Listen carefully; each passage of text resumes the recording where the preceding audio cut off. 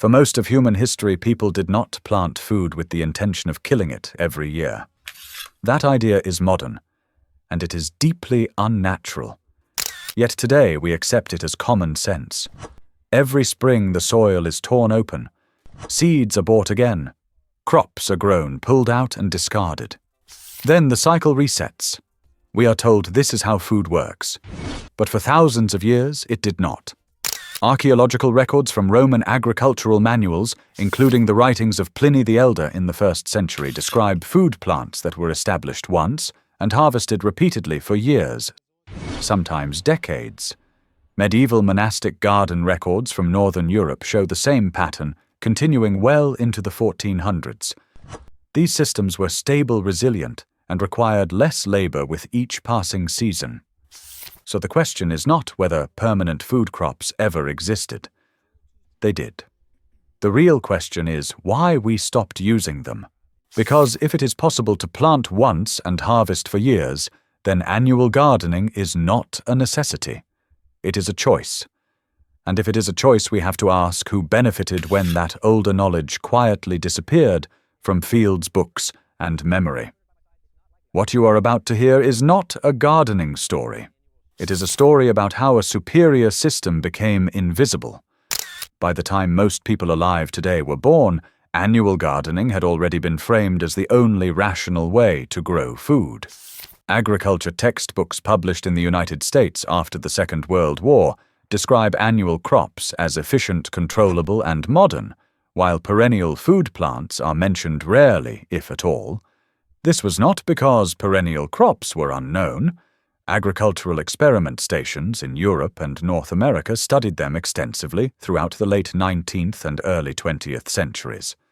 The shift happened because annual plants fit a new industrial logic. They grow fast, mature uniformly, and die on schedule. That predictability makes them easy to mechanize, easy to harvest at scale, and easy to replace every season with purchased seed. Over time, repetition became tradition. Tradition became normal, and normal became unquestioned truth. Few people ever stopped to ask why a carrot must be replanted every year when an apple tree feeds generations. Fewer still noticed that in nature, permanence is the rule, and self-destruction is the exception. Forests do not reseed themselves from scratch each spring. Neither do grasslands or wetlands. Yet modern agriculture trained us to believe that constant restarting is progress. Once that belief was accepted, the alternatives no longer needed to be argued against. They could simply be ignored. And when a system disappears quietly without debate, it leaves behind something far more powerful than silence. It leaves behind certainty. Hidden beneath the soil of Europe for more than 2,000 years is a plant that quietly contradicts everything modern agriculture taught us to believe. It does not grow as a single obedient root. It does not mature on a fixed schedule, and it does not die when harvested. This plant is skirret. Known to Roman writers as Sium Caesarum, skirret was once cultivated from the Rhine Valley to the British Isles, not as a novelty, but as a dependable food source. Unlike carrots or parsnips, skirret does not form one central taproot. Instead, it develops a dense cluster of pale, finger-like roots radiating from a living crown. When those roots are dug up, the plant does not perish. The crown remains alive underground, ready to regenerate new roots again and again. In biological terms, skirret is perennial, meaning it is designed to persist across seasons, storing energy, rather than exhausting itself in a single year. To an industrial system built around speed and replacement, this behavior looks inefficient. But to earlier civilizations, it looked like security. One planting could feed a household for years. Each winter harvest strengthened the plant rather than weakening it. Skirret was not grown to maximize yield in a single season. It was grown to minimize risk across a lifetime. And that single difference places it outside the logic of modern food production, where survival is calculated by annual output instead of long-term resilience. To understand why skirret behaves so differently, you have to look below the soil where the real work happens. Most annual root crops are designed to spend everything they have in a single season. They grow fast, push energy upward, produce seed, and then shut down. Skirret follows a different biological strategy. Instead of burning energy quickly, it stores it. The cluster of roots beneath the surface functions like a living battery. Throughout the growing season, the plant converts sunlight into carbohydrates and locks that energy underground rather than sending it all into leaves or flowers. When winter arrives, those stored carbohydrates are chemically transformed. As temperatures drop, starches are converted into simple sugars, lowering the freezing point of the plant's cells. This process works much like antifreeze in an engine. The colder it gets, the more sugar is produced, protecting the tissue from ice damage. That is why skirret not only survives frost, but improves because of it. Modern laboratory analysis confirms this effect. Studies on perennial root crops show sugar concentrations increasing significantly after repeated freeze cycles, a trait almost non-existent in annual vegetables bred for rapid harvest. From a survival standpoint, this makes skirret extraordinarily efficient. The plant does not rely on human timing or perfect conditions. It adapts automatically. It waits, and it rewards patience. What appears slow by industrial standards is, biologically speaking, an optimized system for long-term survival in harsh climates, where failure is not an option. When modern nutrition labels reduce food to calories and percentages, they miss what earlier societies understood instinctively. What mattered was density. Not how big a harvest looked, but how much sustenance each bite delivered. When researchers compare skirret to the modern carrot, the difference is immediate. A typical grocery store carrot is composed of nearly 90% water, leaving very little actual nourishment behind once that water is removed. Skirret contains far less moisture and significantly more dry matter, meaning each mouthful delivers more usable energy minerals and sugars. The sweetness that once made it famous was not a culinary accident. It was survival chemistry. While a carrot averages only a few grams of natural sugar per 100 grams of fresh weight, skirret routinely reaches 2 to 3 times that amount, especially after frost. Those sugars are not empty indulgence. They are fast-burning fuel for cold weather, long labor, and bodies under stress. Vitamin content tells the same story. Carrots provide modest amounts of vitamin C, but skirret delivers several times more, enough to matter in seasons when fresh fruit was unavailable and deficiency meant illness. In practical terms, this meant fewer roots were needed to sustain a household, and fewer meals were required to maintain strength. Skirret was not designed to impress the eye. It was designed to keep people alive when conditions were at their worst.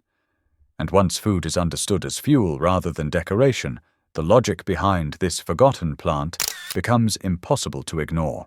Skirret was never a food of desperation. Long before it became associated with rural gardens and monastic fields, it appeared on the tables of power. Roman agricultural texts from the 1st century describe it as a cultivated delicacy valued for its sweetness and reliability. The Roman historian Pliny the Elder noted that skirret grown in cooler northern regions was considered superior in flavor to varieties produced in warmer soils. During the reign of Emperor Tiberius, sources record that skirret was so highly prized that it was imported from the Rhine Valley to Italy, not as a luxury garnish, but as a preferred staple.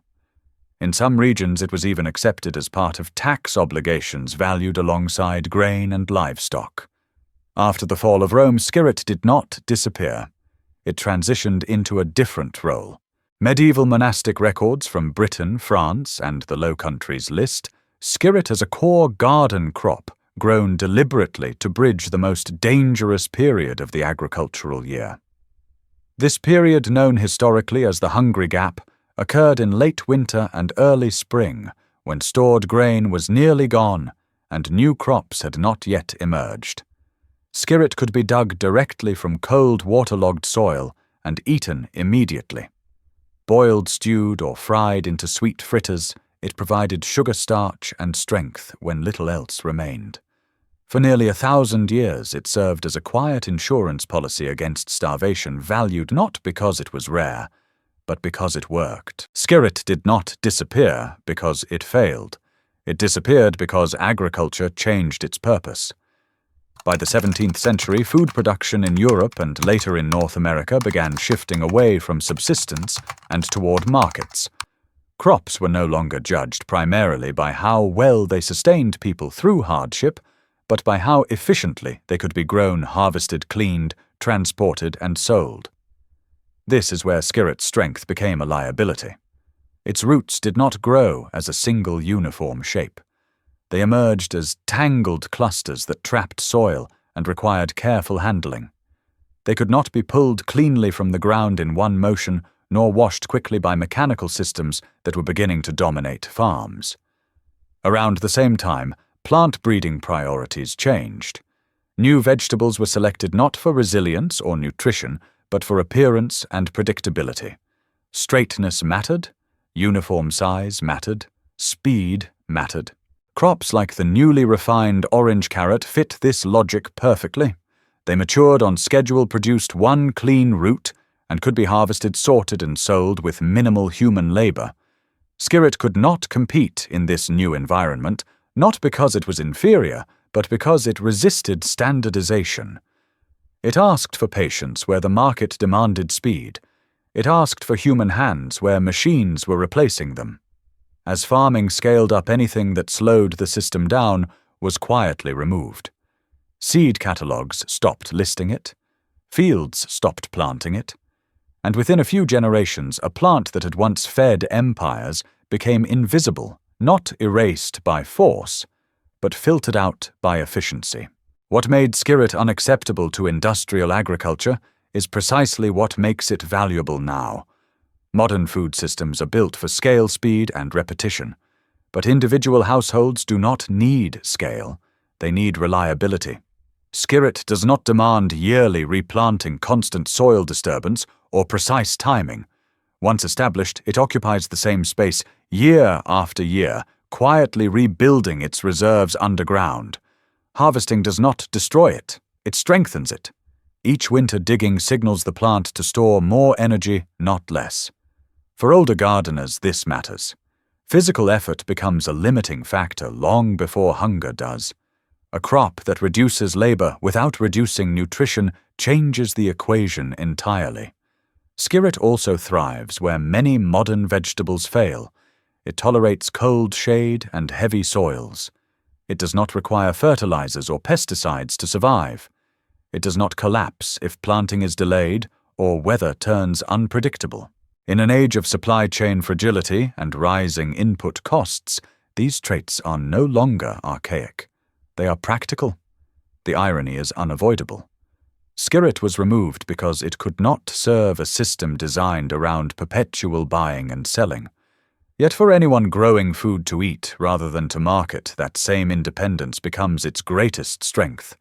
What once made it obsolete now makes it relevant again. At this point, the story leaves history and enters the present. Because skirret is no longer just a forgotten plant. It is a question. If a crop can be planted once and provide food for years, then the idea that we must restart from zero every season begins to fall apart. And when that idea falls apart, so does the belief that modern systems are always improvements. This is where the choice becomes unavoidable. Some people will hear this and say, nothing was hidden, that annual gardening is simply more efficient, more advanced, more logical. Others will recognize a familiar pattern where systems reward what can be controlled and quietly discard what cannot. That disagreement matters. So here is the line that divides the room. If a plant like skirret existed for centuries, fed empires, survived winters, and reduced labor, yet vanished the moment efficiency and profit became the priority, then its disappearance was not an accident. It was a decision. And decisions can be reversed. If you believe that planting once and harvesting for years makes sense, comment the number 9 below. If you disagree, if you think restarting every season is the best possible system, press like instead. Either way, make the choice visible, because silence is how knowledge disappears. And if you want to keep uncovering the crops history buried and industry ignored, subscribe to this channel. We are not looking backward out of nostalgia. We are looking backward to recover what still works. Some harvests were not lost. They were simply left behind.